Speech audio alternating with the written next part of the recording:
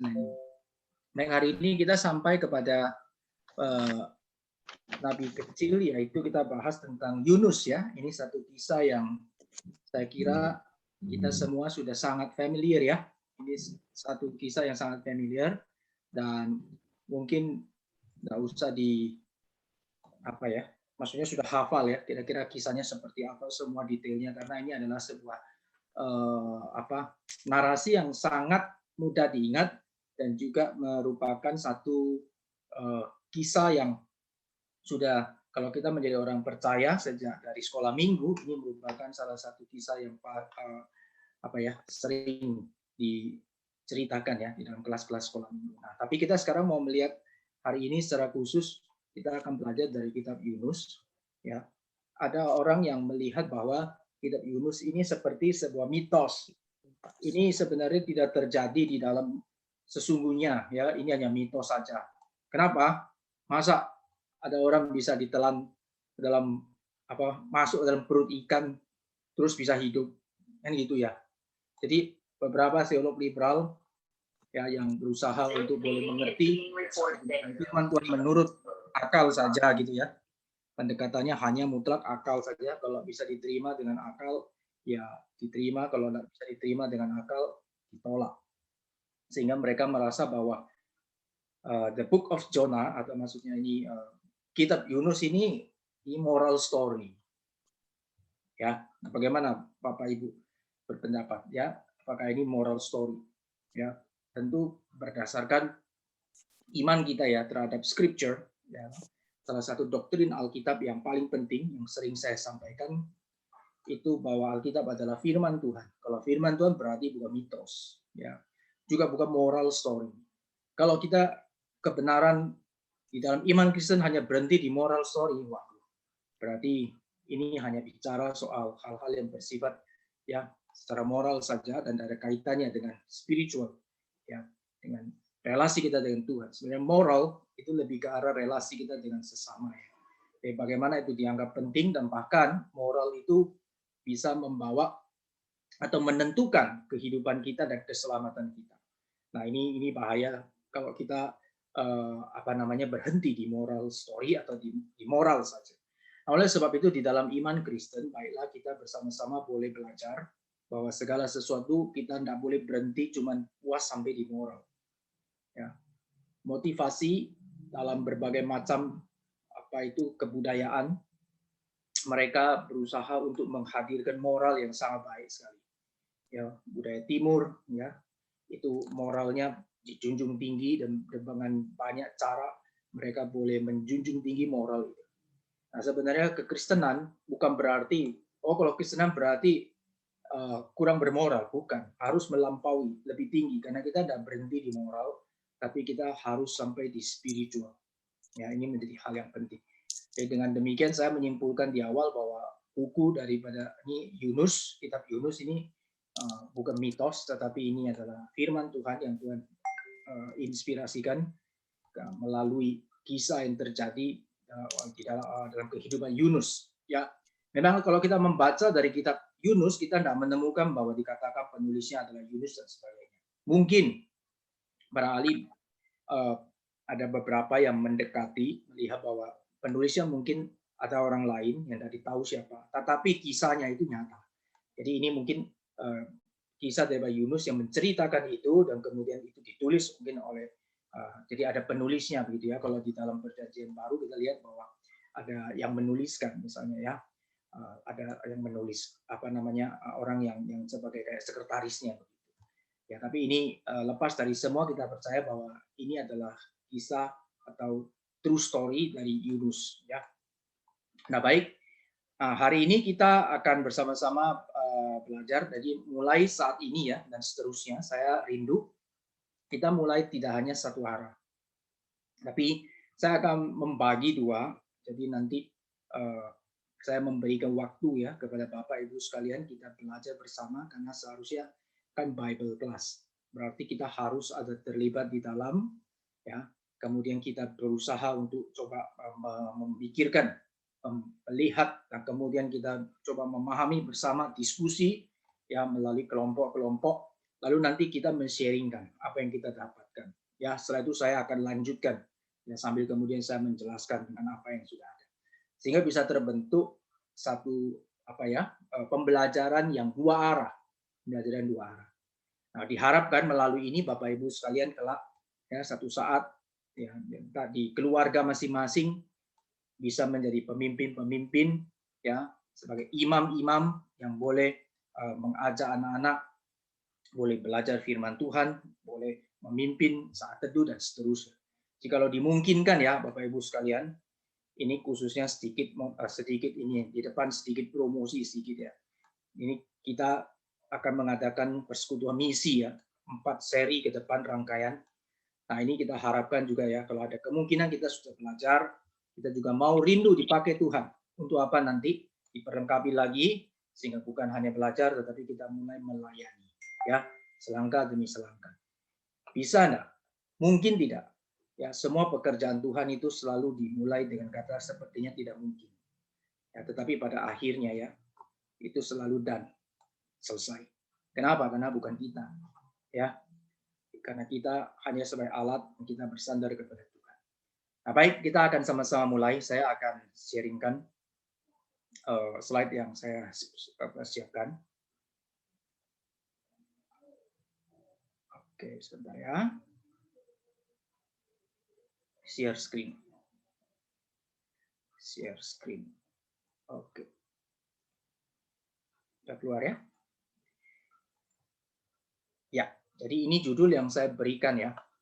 Nabi yang terhilang. Ya, setiap kali saya ada satu judul yang saya coba pikirkan untuk boleh paling tidak membuat kita itu bisa punya satu gambaran ya tentang nabi yang kita pelajari. Nah, nabi yang terhilang ya, seperti kalau di dalam perjanjian baru ada apa yang terhilang? Anak yang terhilang ya, anak yang hilang gitu ya. Itu kan perumpamaan yang diceritakan Tuhan Yesus. Ya, saya mau kemudian lihat beberapa teolog ya, beberapa ahli biblika juga setuju. Mereka bilang ini juga nabi yang terhilang. Ya, ada yang mengatakan nabi yang enggan gitu ya, reluctant, enggan. Ya, tapi saya kira mungkin saya pakai yang terhilang aja. Saya supaya kita bisa paling ingat ada yang di perjanjian baru ada anak yang hilang, di perjanjian lama ada nabi yang hilang gitu ya, nabi yang terhilang. Tentunya bagian ini kita tahu ya kenapa dia hilang ya, karena kisahnya sudah sangat familiar sekali. Jadi tentu ini tidak ada kesulitan untuk mengerti judul ini. Kenapa dia hilang? Ya, karena dia tidak mau. Ya, Tuhan maunya apa dia tidak mau, dia lawan ya. Jadi dia hilang dari kehendak Tuhan, dari apa yang Tuhan mau. Itu posisinya sehingga dia kemudian terjadi sampai masuk di dalam perut ikan gitu ya. Nah, kalau sedikit sharing ya. Waktu saya kecil ya, saya di sekolah minggu itu baru pertama kali saya mengenal Tuhan karena saya bukan dari keluarga Kristen. Maka saya pertama kali kenal Tuhan lalu kemudian di audisi ya. Karena mau ada rekaman. Jadi mau ada rekaman, ada audisi. Jadi saya di audisi, wah saya lolos ya. Tapi ini bukan untuk cari Indonesian Idol ya. Karena waktu itu katanya mau ada rekaman, disiapkan untuk masuk di dalam kaset. Dulu kaset ya, bukan CD.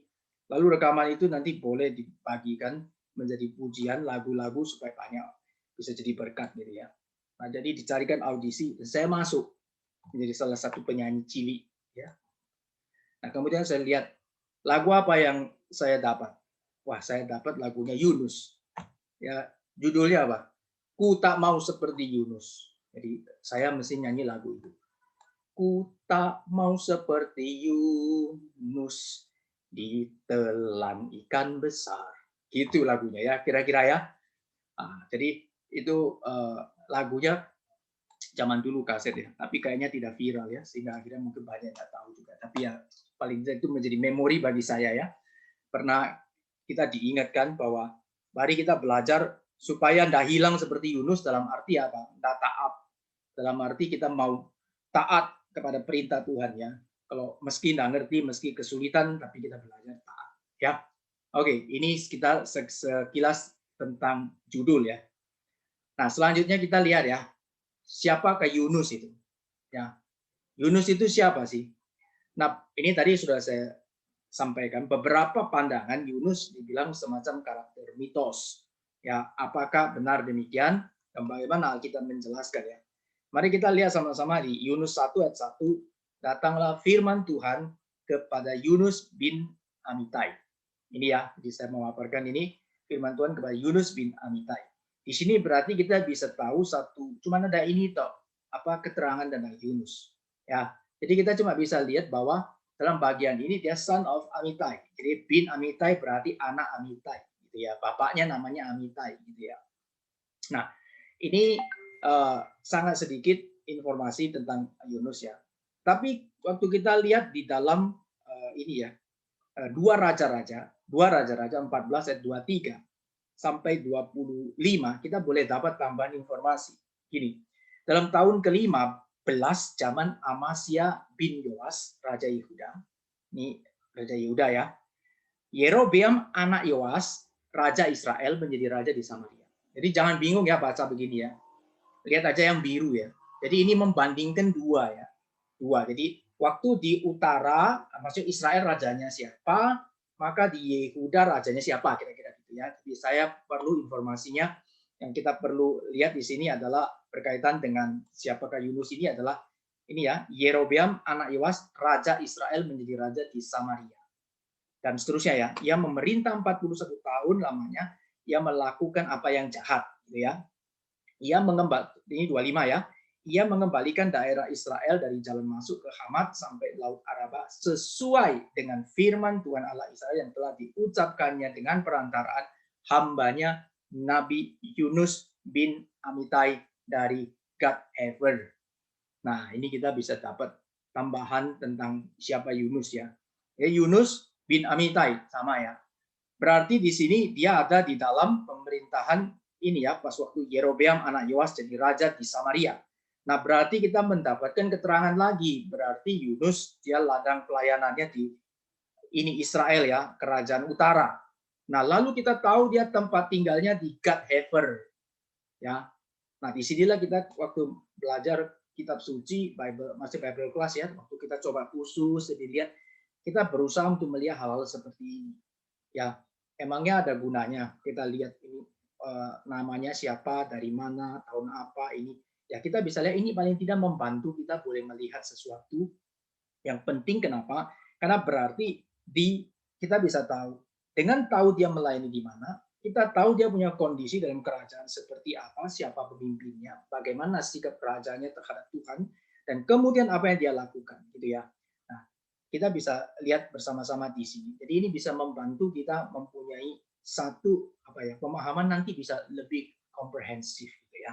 Jadi bisa membantu, pasti membantu. Jadi di sini kita bisa tahu paling tidak sini ya dia berasal dari Gad-Hefer ya, kemudian berarti di bagian utara di Israel utara ya, Gad-Hefer dalam masa pemerintahan Yerobeam kedua sekitar 793 sampai 758 BC. Kemudian tempat pelayanan di kerajaan utara yaitu Israel.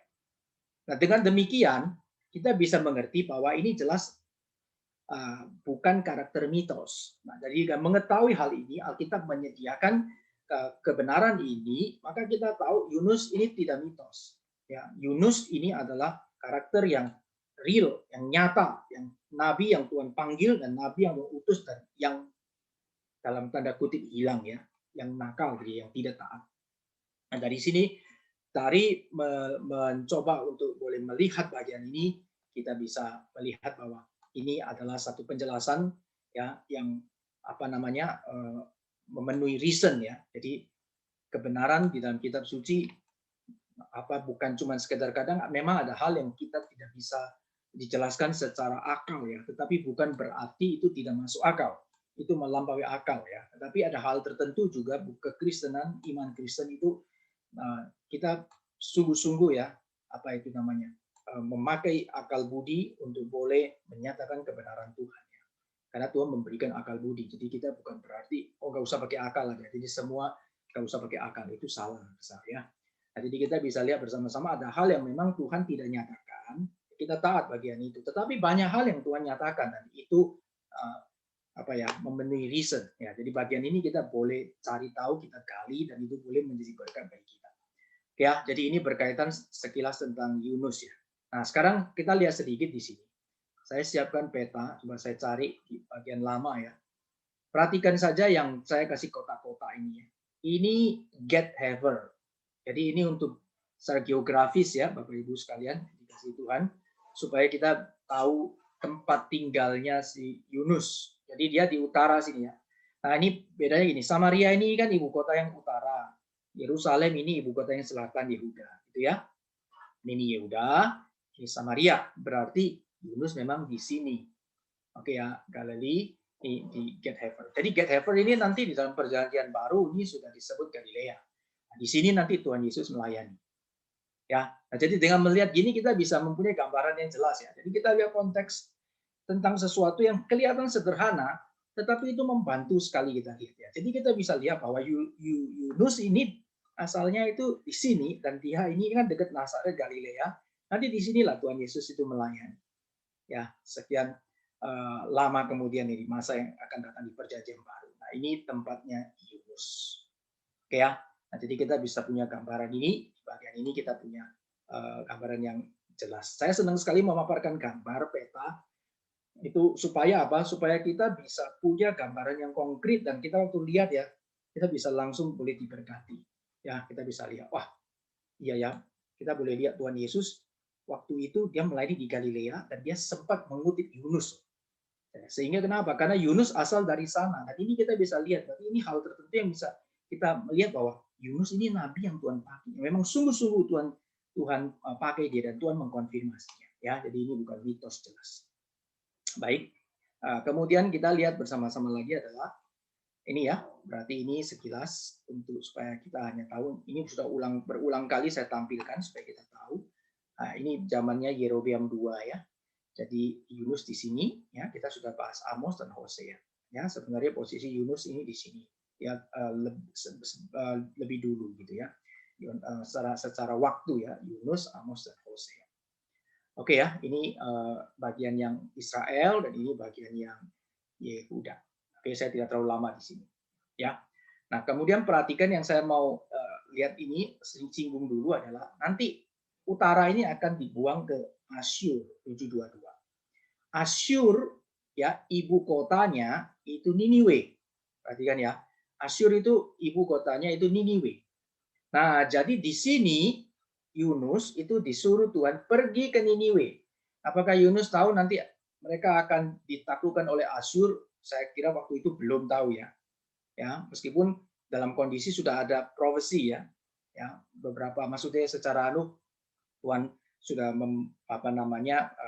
memberikan teguran dan seterusnya. Tetapi saya lihat bahwa bagian ini kita melihat bahwa Yunus tahunya adalah orang Asyur di dalam seluruh sejarah ya, itu bangsa-bangsa di zaman kuno itu adalah orang yang sangat kejam dan mereka mempunyai satu perlakuan yang sangat kejam dan keji ya, terhadap lawan-lawan di sekitarnya ya. Jadi ini maka Yunus dia menolak begini.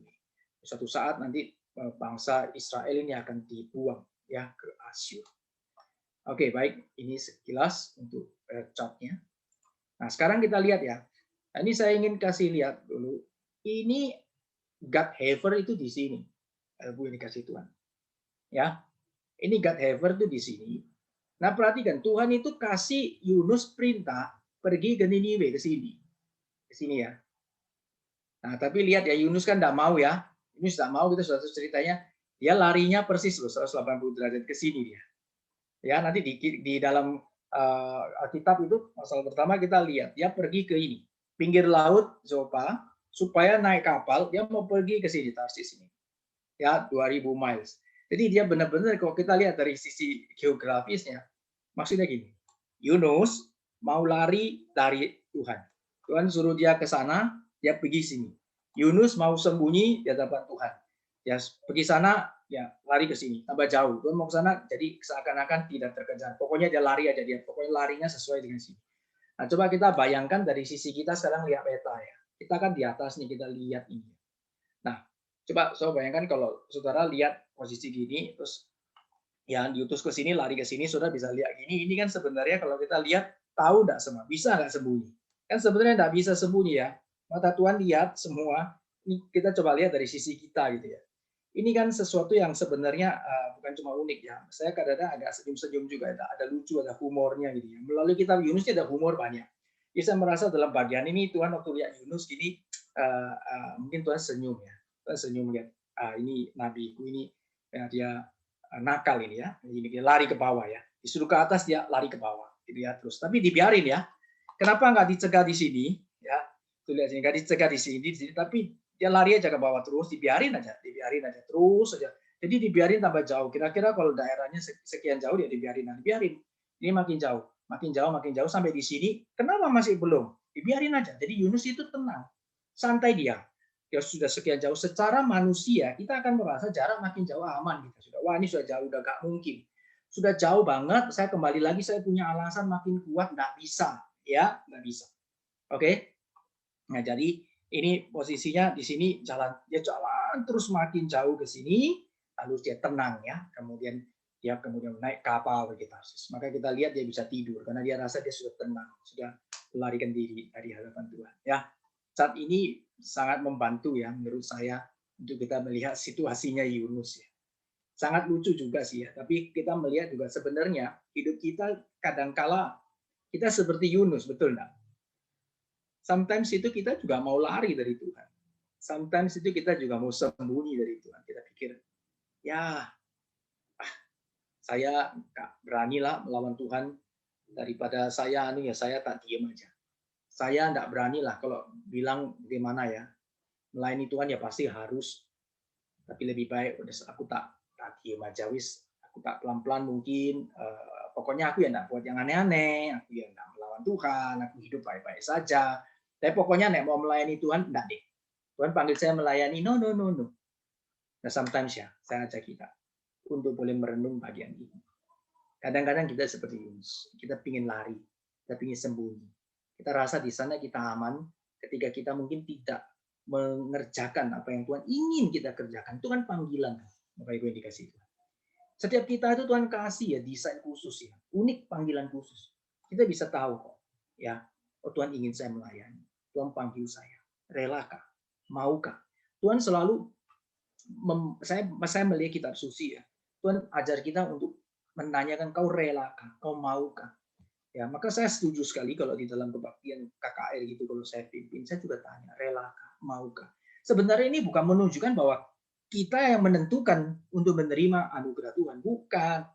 Itu sebenarnya itu menunjukkan bagaimana sebenarnya kita diberikan satu kesempatan yang indah di dalam anugerah Tuhan itu untuk boleh berespon seperti yang maunya Tuhan.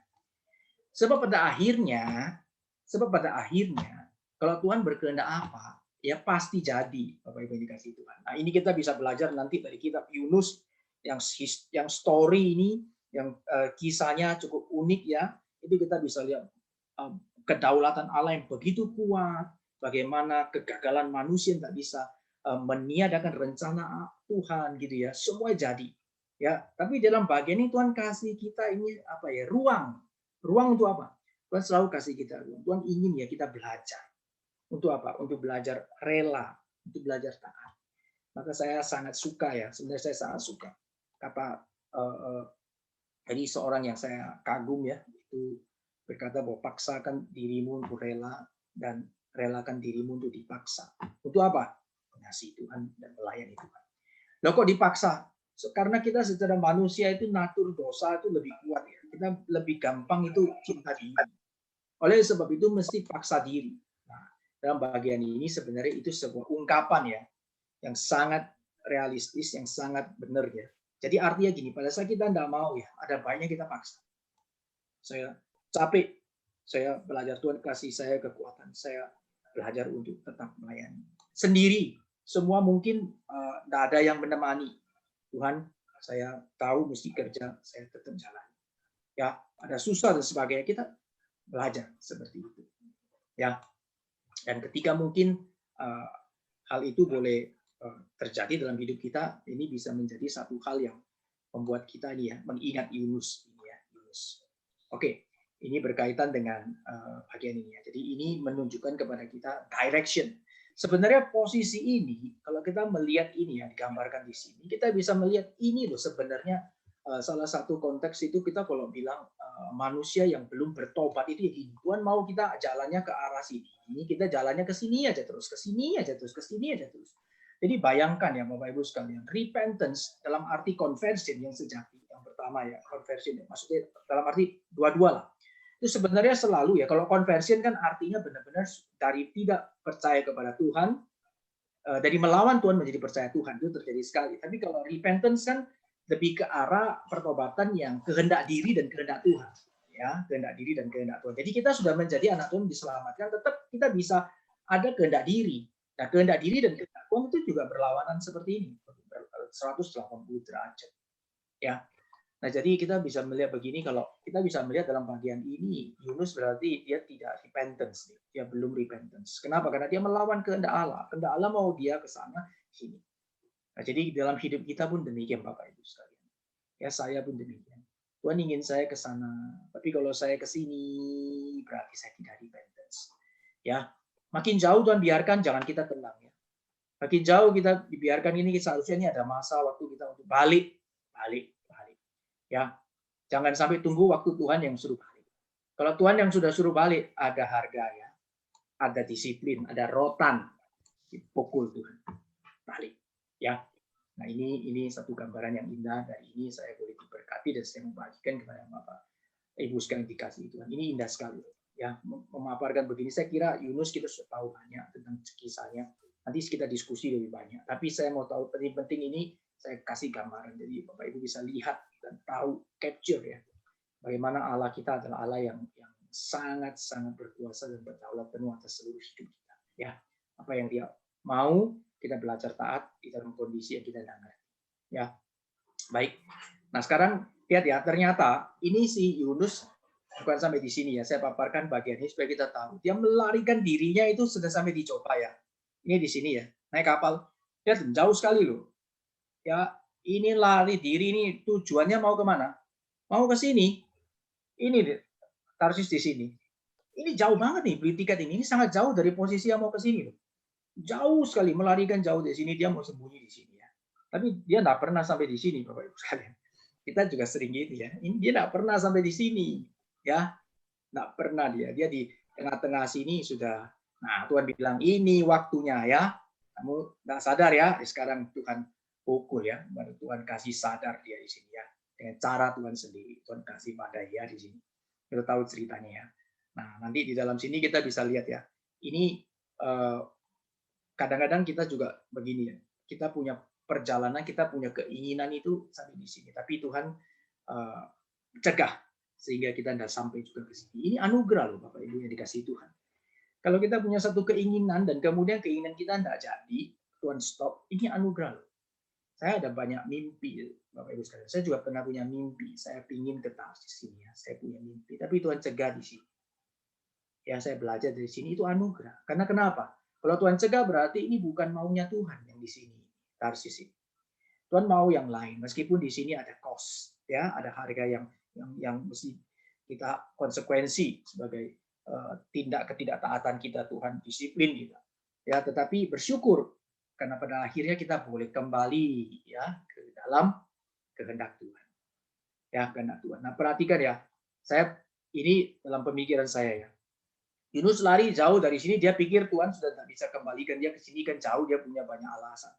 Di laut sini ya, Tuhan kasih dia badai, kemudian dia dibuang ke laut, kemudian Tuhan kirim kapal lain, ya, Itu kemudian untuk apa? Untuk angkut nanti dia ke jalannya lagi. Ya. Jadi saya kira kalau bagian yang atas ini, dia ke sini ya, di Jopa ini. Ya. Setelah di sini ada naik kapal ya, yang dia pilih, terus dia akhirnya nggak taat, Tuhan buang dia di laut, kemudian Tuhan kirim kapal lain, Tuhan kirim dia dekat di sini. Dalam pemikiran saya ya, ini saya punya pendapat, itu dia dikirim dekat sini ya, dimuntahkan juga di pinggir pantai ya, di dekat sini sehingga dia bisa akhirnya dekat ya pergi ke Niniwe. Ya, ini pendapat saya.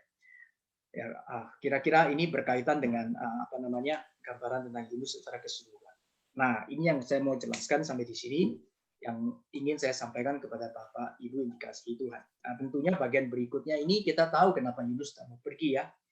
Nah, orang Asyur itu brutal, kejam, mereka mempantai musuh, mutilasi tawanan mereka, memotong dan memenggal, membakar orang hidup-hidup.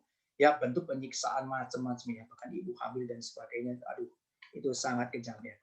Nah, jadi kemudian Yunus dah mau pergi karena tahu ini, ya, ini kejam sekali. Dia tidak mau, dia melarikan diri, tapi Tuhan mau utus Yunus pergi untuk beritakan Injil kepada mereka supaya mereka juga bertobat. Oke, nah saya stop di sini. Sekarang kita akan masuk ke dalam kelompok. Nah, pembagian kelompok 30 menit sudah cukup waktu. Bagi 4 kelompok, nanti Pak Richard bagi secara random.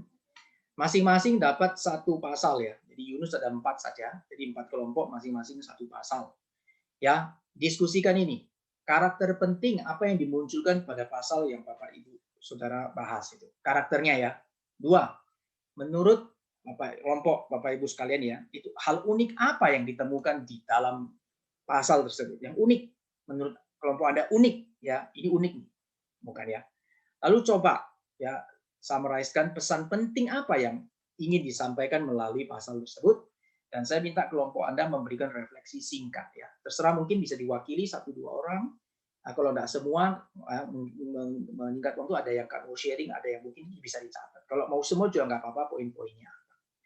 Ya saya kira ini ya, ini mungkin bisa di-capture dulu. Nah, saya serahkan kepada Pak Richard, 30 menit kemudian kita kumpul lagi. Oke, silakan Pak Richard. Terima kasih. Halo? Baik, terima kasih semua. Kita sudah selesai bahas pertanyaannya. Kita mulai dari kelompok pertama ya. Pak Buyung, juru bicaranya siapa? Masih belum ditentukan tadi langsung. Mari silakan Ibu yang mencatat. Ada yang mencatat enggak? Oh ya, saya catat. Ya, silakan. Ya, baik, silakan Bu. Yang apa? Richard, ya. Nomor 1 ya? Nomor semua. 1 ya. Karakter semuanya. Apa yang penting? Hal unik apa? Apa karakter yang penting?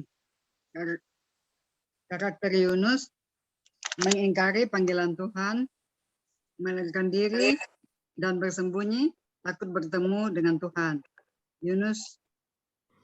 Tetapi Yunus jujur, berani mengaku kesalahan dan bersedia menanggung kesalahan, walaupun awalnya mengaku karena kena undi.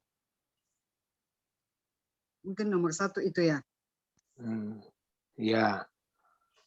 Oke, hal unik apa? Hal unik yang ditemukan, keberadaan Allah mengalahkan Baal-Baal ataupun mengalahkan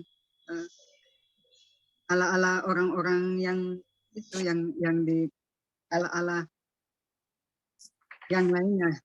Waktu membuang undi, Yunus yang kena undi. Tuhan peduli dengan Niniwe, tetapi Yunus hendak melarikan diri.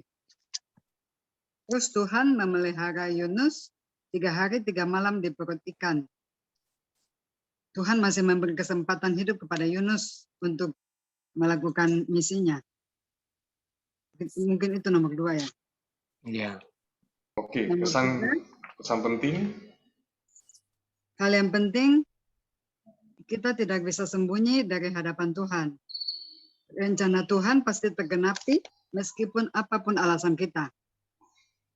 Nama Tuhan dikenal di antara orang-orang bahwa Allahnya Yunus lebih hebat daripada Allah mereka. Dan orang-orang menjadi takut dan memberi persembahan. Refleksi singkat, mungkin dalam kondisi apapun, walaupun kita protes, tetapi kita harus tetap berhikmat dan taat patuh kepada Tuhan. Yang kedua, menyesuaikan hati kita pada apa yang Tuhan kehendaki. Karena rencana Tuhan tidak pernah gagal. Terus, sesulit apapun Tuhan perintah kepada kita, harus kita tetap menjalankannya. Mungkin itu jawaban dari kelompok kami. Terima kasih. Oke, terima kasih buat kelompok 1 ya. Sekarang kelompok 2, Pak Bin, juru bicaranya siapa Pak?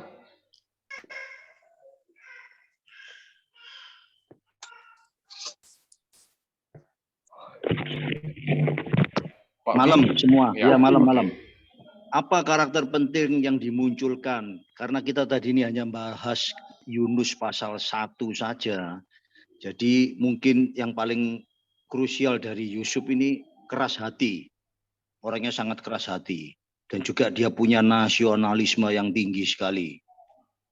Seperti yang tadi Jenny berikan penjelasan juga bahwa Niniwe itu adalah musuh besar Israel. Jadi dalam hati dan pikiran Yunus itu berpikir bahwa kenapa kok Niniwe itu harus diselamatkan? Orangnya jahat-jahat kayak begitu sama Israel tidak pernah akur dan pokoknya jahat lah di sini. Jadi kesimpulannya Yunus sendiri dengan kekeras hatiannya itu dia juga punya nasionalisme yang tinggi itu karakter penting yang saya tangkap, yang kelompok kita tangkap dari pasal 1. Yang kedua, hal unik apa yang ditemukan. Jadi hal unik itu dia lebih baik milih mati. Yunus ini lebih baik milih mati. Kenapa kok bisa lebih baik milih mati? Karena di dalam perjalanan dia mau menuju ke Tarsis, kita semua tadi baca di Yunus pasal 1 bahwa kapalnya itu diserang ombak tinggi sekali, lautnya bergelombang dan lain sebagainya, bencana lah, ada bencana. Jadi dia masih tetap enak-enakan tidur di bawah. Itu kan menandakan bahwa dia punya keyakinan yang besar sekali bahwa Tuhan yang dia percayai, karena Yunus kan sebelumnya juga adalah murid Tuhan juga kan, bahwa akan memelihara dia. Jadi dia dengan yakin, seyakin-yakinnya sekalipun laut bergelora, dia tetap tidur. Itu hal unik yang ditemukan di kelompok kami. Terus apa pesan penting yang ingin disampaikan? Ya mungkin mirip dengan Cefreni yang tadi barusan ngomong. Jadi kalau Tuhan sudah memanggil kita, sudah mengarahkan kita, ayo melayani, ayo kabarkan Injil. Ya mungkin kita secara manusia mungkin mikir, bisa tak aku bisa ngomong tak? Seperti kayak kita tadi di kelompok ini, jangan aku yang ngomong, kamu aja. Oh kamu jangan gini gitu. Ya seperti kayak begitulah, itulah manusia.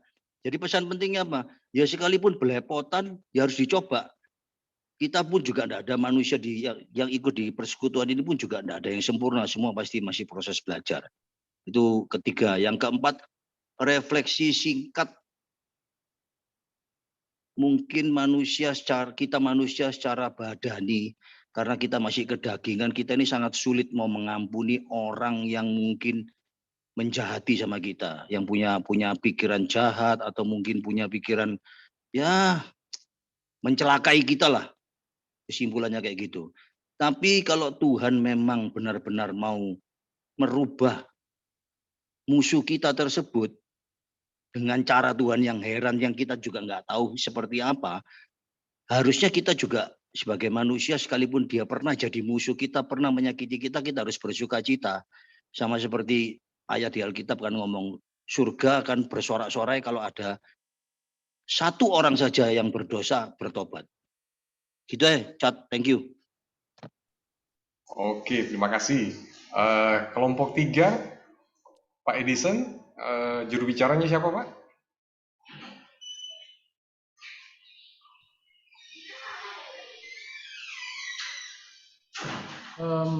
Ya, selamat malam semua.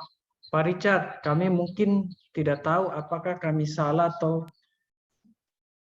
keliru, bahwa kami membahas juga di pasal yang pertama.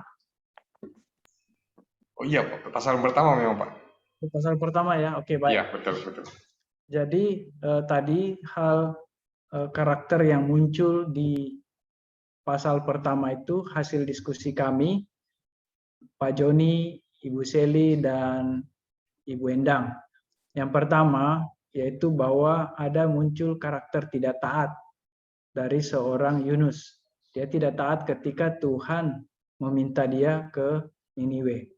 Kemudian karakter berikutnya adalah tanggung jawab. Tanggung jawab di sini maksudnya muncul dari para awak kapal. Karena dia ingin menyelamatkan, itu di ayat 12 ya, bahwa mereka ingin menyelamatkan seluruh seisi kapal dengan mendayung, berupaya dengan keras untuk membawa kapalnya itu melewati badai, walaupun mereka akhirnya gagal. Yang berikutnya adalah karakter jujur. Ini muncul di ayat 14 ya. Kemudian berikutnya hal unik yang muncul yaitu di ayat 17 ada ikan besar yang tiba-tiba datang menelan Yunus. Nah, ini bagi kami sebuah hal yang unik karena bagaimana mungkin ikan tiba-tiba muncul menelan tetapi orang yang ditelan tetap hidup. Kemudian ada juga hal yang unik bahwa Yunus bisa tidur nyenyak walaupun laut bergelora. Ya. Terus hal yang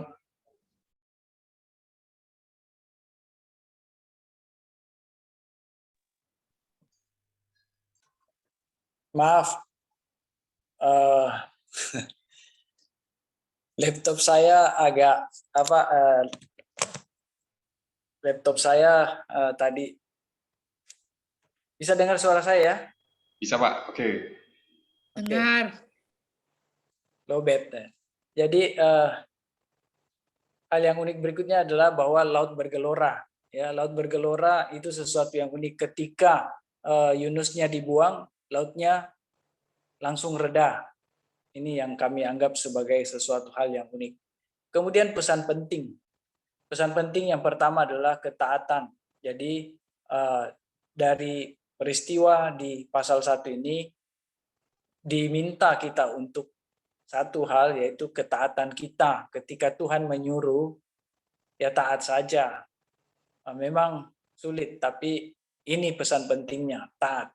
Ya, pesan penting berikutnya adalah kedaulatan Tuhan. Dari seluruh peristiwa dari awal ayat 1, pasal 1 sampai berikutnya, itu Tuhan sanggup membelokkan seseorang walaupun dia maunya mau membelokkan seperti rencana Tuhan, tapi Tuhan sanggup untuk mengembalikan ke jalur yang dia inginkan. Jadi seperti maksud saya Yunus, dia kan maksudnya menghindar dari perintah Tuhan, tapi Tuhan sanggup untuk membelokkan dia walaupun dia harus makan dibuat laut bergelora lah, dibuat ikan makan dia lah, ya kan? Kemudian refleksinya, satu hal di sini refleksi yang muncul adalah tegar tengkuk. Nah, ini mungkin tegar tengkuk yang muncul dari seorang Yunus, ya. Jadi maksudnya dari awal hingga akhir kelihatan sekali dia begitu keras, walaupun maksudnya Tuhan menunjukkan bahwa lautnya bergelora dan dia rela begitu ya, dia rela untuk dibuang ke laut hanya demi maksudnya melawan rancangan Tuhan gitu ya. Dan refleksi berikutnya adalah jangan takut. Dari teman-teman kelompok kami ini muncul bahwa kalau Tuhan ingin melakukan sesuatu hal ketika dia minta kita lakukan, jangan takut untuk melakukannya. Memang berat. Sering sih kita takut ya menghadapi hidup ini, melakukan pelayanan kita, sering kita takut, bisa jadi muncul ancaman dan lain-lain. Tapi refleksi dari teman-teman tadi berkata, jangan takut, karena ternyata Tuhan ketika memberitakan kita itu dia ternyata sudah menyediakan jalan-jalannya untuk melindungi kita. Itu kira-kira yang dari kelompok kami. Teman-teman, Pak John, Ibu Seli atau Bu Endang, kalau ada yang mau ditambahkan, saya persilakan.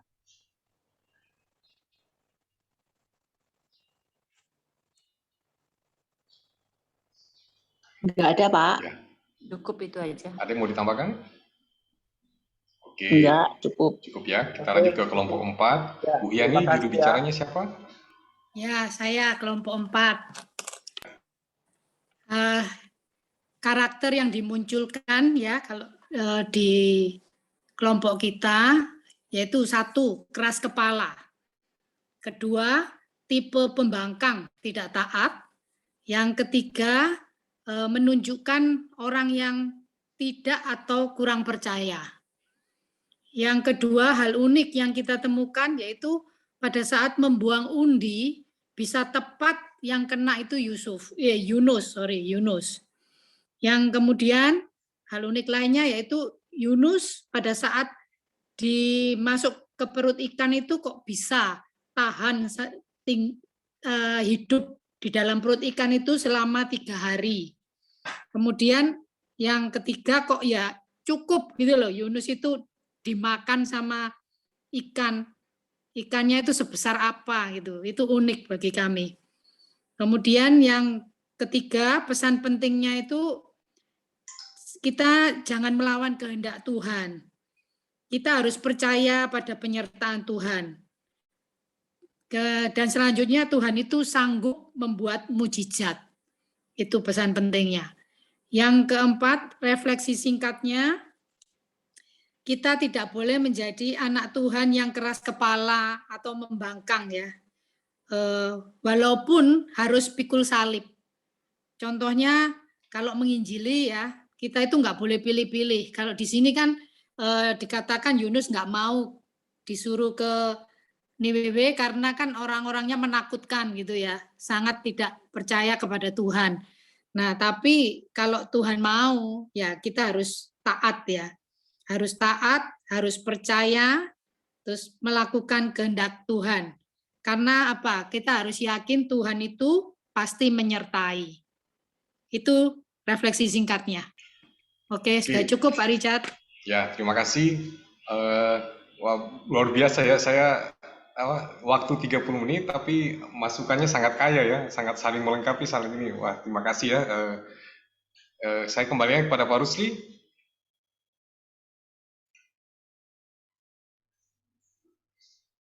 Di unmute dulu Pak. Ya, oke. Terima kasih. Terima kasih untuk rekan-rekan semua ya. Saya senang sekali mendengar, bahkan saya juga mencatat ya. Saya tampilkan sebentar ya, catatan, kemudian nanti saya komen dan saya lanjutkan. Nah, mana ini? Nah, share screen. Oke. Nah, ini ya kira-kira ya, coba kita lihat sebentar ya. Ini catatannya tadi yang saya coba kumpulkan ya. Jadi tujuannya adalah dengan kita boleh diskusi, kita tahu, kita lihat teks. Ini John Piper bilang ya. Kalau kita itu ikut mendengarkan khotbah atau apapun, atau kita ikut Bible class, ada baiknya itu kita itu baca itu firman Tuhan. Jangan cuma dengar, baca. Jadi kita persis tahu dan kemudian itu ayat itu boleh berbicara dan boleh menguatkan kita ya. Itu adalah satu kebenaran yang penting yang saya setuju sekali. Ya, ini kelompok 1 ya. Ini beberapa hal kita lihat ya. Secara keseluruhan ada satu gambaran yang harmoni semuanya. Tapi masing-masing juga punya perspektif yang beda ya. Misalnya ketaatan itu adalah satu hal yang jelas ya, yang semua ada ngomong tentang ketaatan ya. Kemudian kita bisa melihat bahwa ada satu lagi yang penting adalah bahwa rencana Tuhan pasti tergenapi ya, rencana Tuhan pasti tergenapi. Itu semua yang mirip ya, yang sama kira-kira ada di dalam setiap kelompok ya. Tapi ada hal yang juga beda-beda gitu ya. Misalnya begini, Tuhan masih kasih kesempatan Yunus melayani meskipun itu Yunus sudah tidak taat. Nah, ini kelompok 1, saya highlight bagian ini ya. Kemudian kita lihat ya, kadang kita memikirkan bahwa adalah Tuhan itu kita selalu menempatkan diri, maksudnya bahwa setiap orang kita mungkin sudah tidak lagi dipakai Tuhan. Ada orang itu dalam kondisi yang seperti ini. Wah, saya sudah melakukan ini, saya sudah jahat ini, saya ini. Nah, iblis sering menuduh kita. Kamu dan tidak mungkin. Tuhan pasti sudah buang kamu dan seterusnya. Tapi dari bagian ini kelompok 1 boleh melihat ya. Tuhan itu Allah yang maha kasih ya. Dia Allah yang berbelas kasih, yang merciful. Dia faithfulness ya, penuh dengan kesetiaan, kasih setia, hesed kalau bahasa Ibrani hesed itu kasih setianya itu tak berubah ya, itu melimpah. Itu bagaimana kita boleh lihat ada di dalam anugerah Tuhan itu ada penghukuman, tetapi Tuhan masih boleh memakai kita melayani dan beli. Berarti kalau bisa jangan sampai kita itu dipukul dulu baru melayani, maksudnya harusnya seperti itu ya. Nah, terus dalam kondisi apapun ya boleh protes ini. Kalau kelompok 1 bilang ya kondisi apapun protes tetap taat. Nah, ini baik ya. Jadi Bapak Ibu yang dikasih Tuhan boleh protes ya sama Tuhan ya. Kalau menurut kelompok 1, tapi protes tetap taat. Artinya kita berserah ya. Meskipun semestinya kalau kita mau jujur ini sesuatu yang sangat apa ya? Menurut saya sangat realistis gitu ya. Kita bisa protes kok, kita bisa nggak senang, kita bisa dalam arti itu ini saya susah dan sebagainya. Boleh nggak boleh, tapi ujung-ujungnya mesti kita tetap taat. Ya. Kemudian yang kedua nih ya, nah, lihat ini kedua ini punya nasionalisme yang tinggi. Ya, Yunus ini di sisi posisinya tidak taat, tapi disoroti punya nasionalisme yang tinggi. Bagaimana dia melihat, wah ini orang jahat ini udah mau, pokoknya aku berpihak begini. Ya, nasionalismenya ada. Ya, tetapi kita boleh lihat ya, nasionalisme tidak boleh mengalahkan kehendak Tuhan. Ya, ngerti ya bagian ini ya, kita sama-sama lihat. Kita punya apapun yang bagus ya, tapi tidak boleh mengalahkan kehendak Tuhan. Jadi kita mesti rela untuk melepaskan apa yang kita punya meski itu bagus. Nah, ini satu hal yang kita mesti harus belajar bersama-sama. Ya, nasionalisme tinggi itu baik tidak baik. Tetapi pada saat itu Tuhan mau Yunus pergi ya untuk boleh melayani Tuhan kepada yang tidak sebangsanya, yang jahat itu ya, tapi dia tetap ya. Nah, ini lebih baik pilih mati. Berarti Bapak Ibu, lebih baik pilih mati. Kita ada yang kayak Yunus enggak? Lebih baik mati saja aku daripada melayani Tuhan.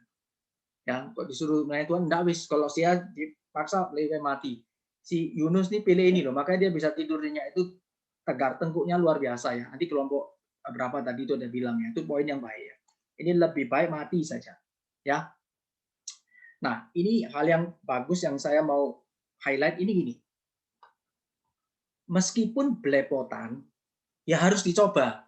Ini bahasanya memang agak belepotan tapi bagus ya. Bisa dimengerti ya. Bahasanya agak belepotan toh. Meskipun belepotan ya harus dicoba, tapi kita kan langsung ngerti. Ya, artinya itu sebenarnya melayani Tuhan itu nggak nunggu bisa dulu Bapak Ibu dikasih Tuhan. Nggak nunggu mampu dulu, nggak nunggu kita itu mesti harus juga ada hati yang aduh saya ini kalau gini nih saya serak, kalau gini saya nggak serak. Sebenarnya enggak. Kan Yunus nggak serak hatinya. Ya, tetapi kalau itu adalah kehendak Tuhan, firman Tuhan mau kita melayani nggak serak, itu pun kita jalan. Ya. Nah, ini namanya adalah nanti kita baru mengerti nanti setelah beriman. Jadi faith dulu, iman dulu atau taat dulu lah ya. Taat dulu baru ngerti. Taat dulu baru ngerti. Jangan melayani prinsipnya ngerti dulu baru jalan. Ngerti dulu baru jalan. Nanti enggak ngerti-ngerti enggak jalan-jalan. Ya. Jadi belajar apa? Meskipun saya enggak srek, tapi kalau ini perintah Tuhan belajar jalan. Belepotan, minta Tuhan tolong. Kerjakan. Ya serendah hati. Kita hamba kok. Ya, kita hamba. Tuhan yang punya rencana. Kita belajar. Ya. Nah, ini harus belajar ya, meskipun sulit mengampuni, tapi Tuhan mau kita mengampuni. Bagian ini kita sungguh-sungguh bergumul dalamnya. Oke ya, yang ketiga kita bisa lihat di sini, ini pesan yang secara khusus ini ada karakter ya, yang coba dilihat di sini ya, tanggung jawab para awak kapal ini ya, berusaha nyelamat. Tapi perhatikan ya, tetap nggak bisa. Ya, kalau memang itu Tuhan sudah punya kehendak, tetap nggak bisa. Nah, di sini kita lihat sama-sama ya. Ini di Laut Mediterania, itu yang mereka kapal yang Yunus pergi itu ya, kira-kira di Laut Mediterania Sea itu ya, Laut Mediterania. Itu memang banyak bisa menurut meteorologi sekarang di sana banyak sekali badai ya, siklon dan sebagainya yang terjadi secara alami. Nah, tapi John MacArthur itu mengatakan bahwa ini bukan badai yang alami. Ini badai supranatural. Ya, jadi saya waktu melihat bagian ini saya lihat, oh iya ya. Ini berarti dikatakan di ayat pertama itu ya, Tuhan menurunkan angin. Perhatikan ya, Tuhan menurunkan angin. Ya, kalau secara natural kan proses itu memang terjadi. Kita lihat semua memang ada campur tangan Tuhan yang Tuhan sudah atur. Tapi khusus ini adalah badainya ini supranatural. Ya, artinya mau secakap apa, sehebat apa, mereka kan pakai seluruh teknik. Itu teknik itu. Buang beban, buang ini supaya semua bisa bantu itu ya. Tapi karena supranatural berarti ini tidak bisa Allah sudah memberikan ini, berarti tidak mungkin manusia bisa lawan. Ya, jadi kita lihat ada sisi yang baik, tetapi tetap tidak bisa melawan kehendak Allah. Ini ya, kehendak Allah mesti tetap harus. Nah, terus kita bisa melihat ya, ini tegar tengkuk ya, kita belajar supaya jangan takut, ini baik ya. Situasi kita sekarang sama ya, kalau kita refleksi sendiri kondisi kita ya, dalam keadaan konteks kita sekarang kan posisi semua orang takut. Tapi kalau melihat ya, situasi buruk dan sebagainya, tapi Tuhan minta kita menjadi orang percaya, tetap tenang. Waduh, ini ada badai virus ini gimana? Ada badai kondisi yang kita nggak bisa kendalikan. Tuhan bilang tenang. Ya, kita belajar apa? Kita belajar tidak takut. Bukan karena kita hebat, tapi kita belajar mau taat dan serahkan diri kepada Tuhan. Bukan berarti, oh saya mungkin saja saya pasti tidak kena dan sebagainya. Bukan itu poinnya. Poinnya adalah dalam kondisi apapun kita tahu kalau memang Tuhan berkehendak dan itu kehendak Tuhan, saya belajar untuk apa? Taat. Belajar untuk taat. Ya, jadi kita mesti bersiap diri, Bapak Ibu yang dikasihi Tuhan, dalam kondisi sekarang ini. Ya, ada virus, pandemi dan kepanjangan, kita mesti siap diri. Nah, sekarang kita selalu bicara, wah, kita percaya orang Kristen pasti tidak bisa kena virus. Ya, banyak orang bilang begitu ya.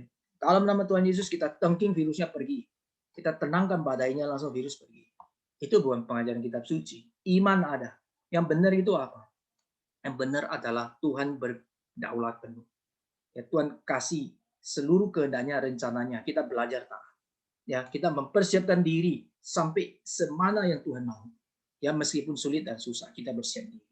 Ya, baik dalam kondisi sehat ataupun Tuhan izinkan kita mungkin kena sakit dan seterusnya, tetap sadar diri, setia sampai akhir. Itu yang paling utama. Ya, karena Tuhan menyertai kita, itu penting. Ya, nah, kemudian ini yang terakhir adalah jangan melawan kehendak Tuhan. Oke. Nah, ini yang unik adalah saat buang undi yang kena Yunus. Ya pasti ya. Kenapa? Supranatural. Sekali lagi ya. Memang di sini kita bisa lihat ini bukan kebetulan. Kalau undi itu kan chance, by chance. Ini not by chance. Sehingga kita bisa melihat di sini penentuan Allah, penentuan Allah, penentuan Allah. Jadi kita lihat seluruhnya dari seluruh pasal itu ada penentuan Allah, penentuan Allah, penentuan Allah, penentuan Allah. Kok bisa tahan hidup 3 hari? Nah, itu juga Allah yang menjaga. Dan Allah mau dia hidup. Dan nanti kita lihat kenapa Allah mau dia hidup, ada rencana Allah dan ada maksud Allah. Ya, tentu nanti di sana para ahli ada setuju ya, Yunus hidup tapi dia punya badan ini ya, kena itu dalam perut ikan itu dia kemudian tidak mulus gitu ya. Waktu dia keluar itu kemudian mukanya itu sudah menjadi mungkin kena asam dan sebagainya, ada perbedaan ya, mungkin ada perubahan dalam kulitnya dan sebagainya. Dan itu kemudian nanti menjadi salah satu daya tarik Yunus waktu dia pergi melayani Tuhan ya, pergi ke Niniwe yang Tuhan pakai tentunya ya, bisa Tuhan pakai. Ada seorang ahli Alkitab ya, Biblika mengatakan bahwa Niniwe itu sebenarnya mempunyai lambang, itu disebut house of fish, dikenal dengan nama house of fish, jadi kota atau rumah ikan. Maksudnya apa? Bukan banyak ikan di situ yang jauh dari pantai kok, tapi dia sana menyembah ada satu dewa atau dewa mereka tuh dewa ikan begitu ya. Jadi mereka house of fish dikenal seperti itu. Nah, jadi waktu melihat hal ini kita lihat ya, Tuhan tahu enggak itu di kota Niniwe itu dikenal dengan house of fish? Tahu pasti. Ya. Dan Tuhan pakai cara yang unik. Ya, dia mau lari dari house of fish, Tuhan jemput pakai fish, big fish. Bukan ikan paus ya, big fish, ikan yang unik. Khusus untuk apa? Untuk dibawa pergi nanti ke house of fish. Sehingga waktu dia keluar dimuntahkan itu ya, dia badannya itu semua ada model yang sudah mengerikan begitu ya, maksudnya lain seperti semula. Waktu dia pergi memberitakan judgment, penghakiman di Niniwe itu, baru datang orang sudah takut. Waduh, ini kok kayak gini? Dia pasti cerita ya. Jadi ini mungkin satu tafsiran yang saya mungkin bisa terima. Mereka lihat begitu mungkin dia cerita. Ya, apa yang terjadi pada dirinya. Sebenarnya tidak mau datang, terus Tuhan masuk dan dia tangkap di perut ikan, terus keluar, hari ini kasih tahu kamu judgment supaya kamu bertobat, kalau enggak kamu binasa, kamu nanti Tuhan hukum. Sehingga dia bicara singkat aja, tiap hari ngomongnya cuma itu, Niniwe bertobat, raja bertobat. Ya, ini ada kaitan ya. Kita bisa melihat ini salah satu penulisan dan Tuhan juga pakai model ini ya. Jadi kita bisa lihat ada bukan satu kebetulan ketika Tuhan merancangkan segala sesuatu dalam rencananya. Ya, jadi ini kita bisa lihat satu refleksi dan juga satu renungan kita yang sungguh memberkati ya. Jadi melayani kita atau PI jangan pilih-pilih. Tuhan kasih siapa kita belajar untuk PI. Takut ya kita sadar Tuhan. Tapi kita juga jangan nekat ya. Ada kehendak Tuhan belajar baik-baik. Tuhan bagaimana kita sampaikan apa yang harus disampaikan dan kita menjadi anak Tuhan. Nah, khususnya waktu kita dalam melayani pun jangan keraskan hati. Ya, belajar melayani meski gentar, mesti apa belajar melayani. Ya, saya kira ini refleksi yang baik ya. Saya bersyukur untuk hari ini. Nah, sekarang saya mau saya lanjutkan ya. Baik, saya lanjutkan.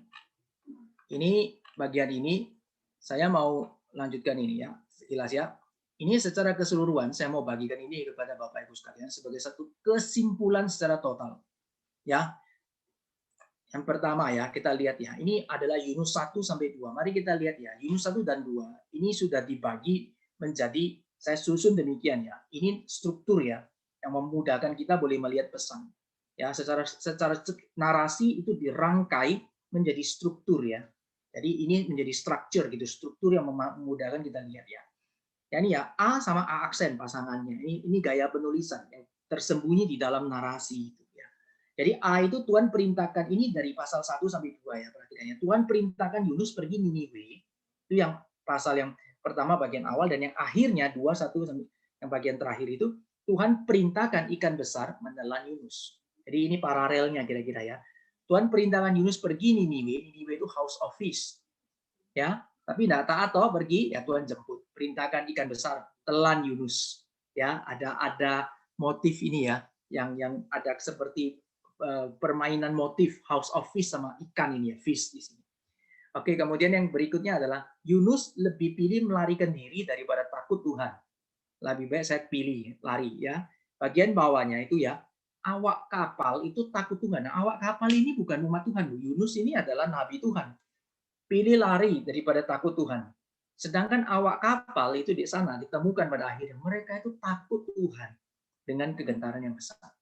Ya, jadi kita bisa melihat ya cara pesan-pesan ini disampaikan. Semua pesan yang Bapak Ibu itu renungkan tadi itu adalah kesan yang indah, refleksi yang baik. Nah, ini memperlengkapi kita boleh mempunyai satu pemahaman yang lebih dalam. Ya, lanjutannya bagian C itu ya, Tuhan melemparkan angin ribut di laut. Ya, di laut Tuhan lemparkan angin ribut. Kemudian bagian C itu aksen awak kapal melemparkan Yunus ke laut. Ya, bisa lihat perbandingannya ya. Tuhan lemparkan angin ribut, awak kapal lemparkan Yunus ke laut. Ya, ini secara penulisan narasi yang ada keindahan di dalamnya. Kemudian awak kapal itu berdoa kepada dewa mereka. Ya, waktu ada badai mereka berdoa. Tetapi kemudian kita lihat pada akhirnya awak kapal berdoa kepada Tuhan. Awak kapal berdoa kepada Tuhan. Ya, jadi satu situasi yang seperti itu akhirnya boleh membuat orang-orang yang tidak mengenal Tuhan, itu yang bukan umat Tuhan ya. Jadi bisa dikatakan the Gentiles. Ya, orang-orang yang di luar secara nasionalisme itu Israel ya, Yehuda ya. Mereka pun akhirnya sekarang boleh mengenal Tuhan. Jadi Tuhan bisa pakai semua situasi untuk boleh menyatakan namanya, menyatakan kemuliaannya. Berikutnya ya, awak kapal lempar kargo ke laut. Jadi barang-barang yang ada supaya dilempar ke laut, Yunusnya tidur. Ya. Kemudian ya, setelah itu Yunus dilempar ke laut, bahwa awak kapal baru nanti bisa mendayung ke pantai. Sebelumnya kan tidak bisa. Ya. Nah, kemudian berikutnya adalah nakoda perintahkan Yunus berdoa buat keselamatan itu. Kemudian awak kapal bertanya kepada Yunus apa yang mereka harus lakukan. Ya. Jadi ini adalah paralel yang melihat bagaimana cerita ini berjalan. Ya.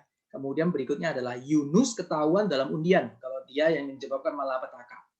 Kemudian di ayat 10C-nya, Yunus ketahuan melarikan diri. Jadi setelah diundi, baru ngaku. Kira-kira gitu ya. Diundi, ngaku. Ya.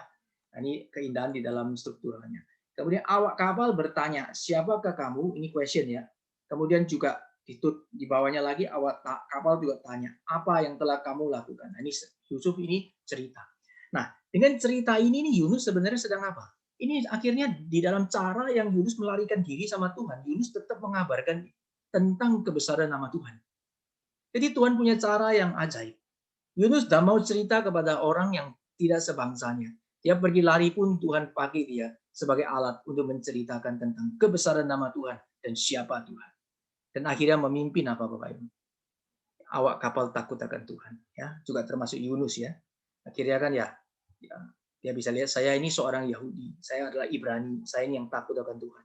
Dan ini menjadi berita Injil, yang berita tentang kebesaran Tuhan, dan awak kapal itu kita lihat. Kemudian dia takut akan Tuhan dan memuliakan nama Tuhan. Repentance terjadi. Lihat ya, Yunus yang nggak mau repent, dia pergi lari, Tuhan pakai dia. Akhirnya Tuhan tetap pakai Yunus menggenapi rencana Tuhan, beritakan tentang kebesaran Tuhan kepada bangsa lain, dan mereka juga bertobat. Ini Yunus 1 dan 2. Sekarang Yunus berikutnya ya, kita lihat. Sekarang Yunus 3 dan 4. Mari kita lihat sama-sama. Tuhan berikan panggilan kembali kepada Yunus. Yunus. Jadi Yunus sudah masuk perut ikan, terus akhirnya dia doa minta ampun, Tuhan kemudian keluarkan dia dari perut ikan, terus Tuhan setelah keluar, nah kan dipanggil lagi. Jadi ini seperti diulang, reset ya, diulang. Ayo dipanggil lagi. Ayo sekarang pergi ke Niniwe gitu ya, panggil kembali. Nah saat ini Yunus taat gitu ya. Nah, panggil kembali kepada Yunus. Tapi kita lihat ya di bagian akhirnya yang pasal 4 terakhir memang agak ditutup di sana. Yunus kan ngamuk-ngamuk itu ya, marah-marah. Tapi sebenarnya di sana di akhirnya ada satu tersirat ya, dalam perikop itu seharusnya dituntut apa? Yunus taat. Itu yang diharapkan ya. Jadi panggilan kembali kepada Yunus, harapannya Yunus taat. Memang ini Yunus sudah taat, tetapi kita lihat di bagian akhir akhirnya Yunus juga kayaknya seperti setengah-setengah hati, nggak marah-marah gitu ya, tapi tetap dia ikut Tuhan sudah ya. Ini yang namanya meskipun protes tetap taat ya. Tadi ada kalimat itu ya, bagus ya. Oke, kita lanjut. Pertobatan Yunus setelah itu ya. Dia pergi memberitakan penghakiman Allah. Ya, jadi saya percaya ya sama seperti tadi. Kenapa saya setuju ya bahwa Yunus mungkin badannya itu sudah agak berbeda ya. Badannya sudah apa namanya macam-macam itu kan di dalam perut ikan itu ya. Tetapi waktu dia ke sana dipakai Tuhan untuk kemudian dia menceritakan tentang nama Tuhan. Sama seperti di kapal tadi, dibuang undi, terus ketahuan dia ngaku, dia cerita. Jadi pada saat dia pergi ke Niniwe, nanti mereka pasti lihat, ya ini badannya kenapa, kamu kok seperti ini, kamu kenapa, dia cerita. Dan di sana nama Tuhan diberitakan, dan Yunus kemudian memberitakan penghakiman Tuhan. Ya, kalau kalian tidak bertobat, Tuhan marah. Tuhan akan hukum kalian. Maka terjadi pertobatan. Ya, pertobatan Yunus memberitakan penghakiman Allah. Kemudian yang bagian akhir Yunus itu ya, saya kasih tahu kejatuhan Yunus gitu, maksudnya dalam arti dia ngambek lagi ya. Jadi kita dilihat sana ada kemarahan Yunus, kemudian dengan dibandingkan dengan belas kasihan Tuhan yang sangat besar. Ya, lanjutannya kita lihat di sini ada pertobatan Niniwe, kemudian ada pengampunan Tuhan. Ya, lanjutannya adalah ada pertobatan Raja Niniwe, ada harapan Raja Niniwe. Tentunya tidak dihukum, minta belas kasihan Tuhan.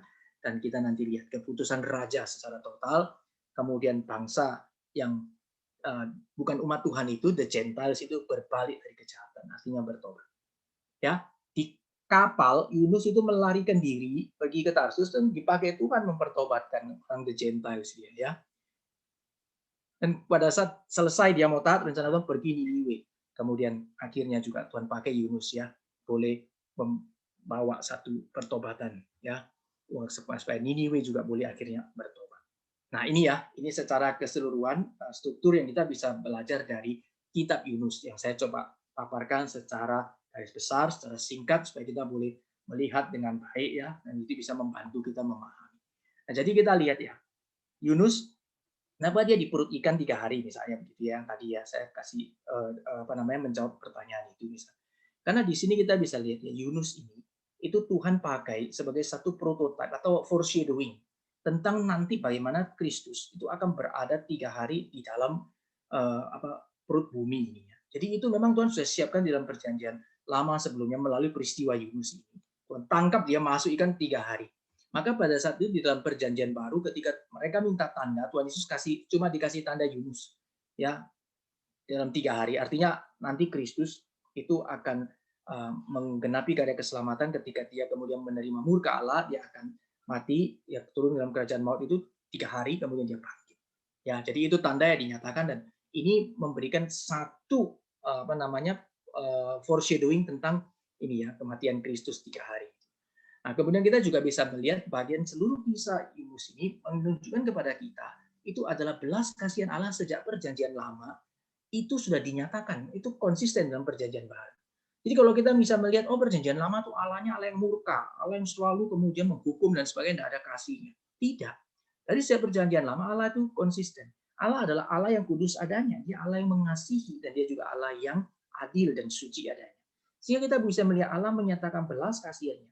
Bahkan bukan hanya kepada umat Yahudi, tapi di perjanjian lama Allah telah memberikan ini ya keselamatan bagi bangsa-bangsa lain.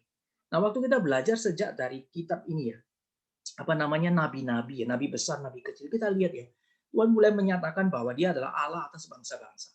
Bukan hanya kepada bangsa yang Yahudi satu gitu ya, tapi Allah sudah mulai Allah bangsa-bangsa karena nanti itu akan menggenapi janji Allah kepada Abraham. Abraham itu akan dijadikan bapa ya, dan seluruh umat, kaum keturunan di muka bumi ini akan diberkati karena engkau. Itu adalah satu hal yang sudah Allah siapkan. Karena dia adalah Allah sebangsa-bangsa. Sehingga puncaknya nanti kalau secara keselamatan, kita boleh lihat itu dikenakan nanti di dalam diri Yesus Kristus sebagai Tuhan dan Juru Selamat kita, Sang Mesias yang datang, sehingga melalui Kristus ya, semua orang, semua suku bangsa yang ada, ya itu setiap suku bangsa yang ada mereka boleh ada dipanggil menjadi umat pilihan Tuhan. Nah, di sana kita bisa melihat berita ini boleh dinyatakan ya, belas kasihan Tuhan. Nah, berita tentang seruan pertobatan itu dinyatakan dalam kitab Yunus. Dan satu lagi yang terakhir, berita pertobatan itu harus berita yang tegas, bukan berita yang manis-manis. Berita pertobatan bukan gini, aduh Tuhan sayang kamu ya, ayolah kamu tobat. Ya, Tuhan nggak apa-apa kok, it's okay. Tuhan mengerti, Allah peduli, ada lagunya ya. Misalnya pakai itu ya, contoh aja. Oh nggak apa-apa, gini-gini, oke, kamu buat dosa nggak apa-apa, Tuhan mengerti dan sebagainya. Tidak. Berita pertobatan sejati selalu bertobatlah kamu, sebab kerajaan Allah sudah dekat. Berita pertobatan selalu harus mengingatkan manusia. Manusia tidak bertobat, Tuhan menghakimi. Manusia tidak bertobat, dia harus bayar upah dosa. Ada neraka, ada hukuman Tuhan. Tapi di sisi lain ada kasih Tuhan, ada anugerah Tuhan.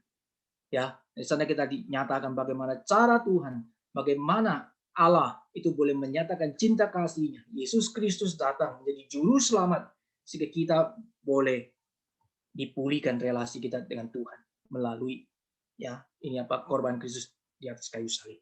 Nah, ini berita yang harus lengkap dan penting mesti disampaikan. Nah, ini kita belajar dari kitab Yunus. Nah, baik, saya akan tutup sampai di sini. Kiranya Tuhan boleh memberkati kita semuanya.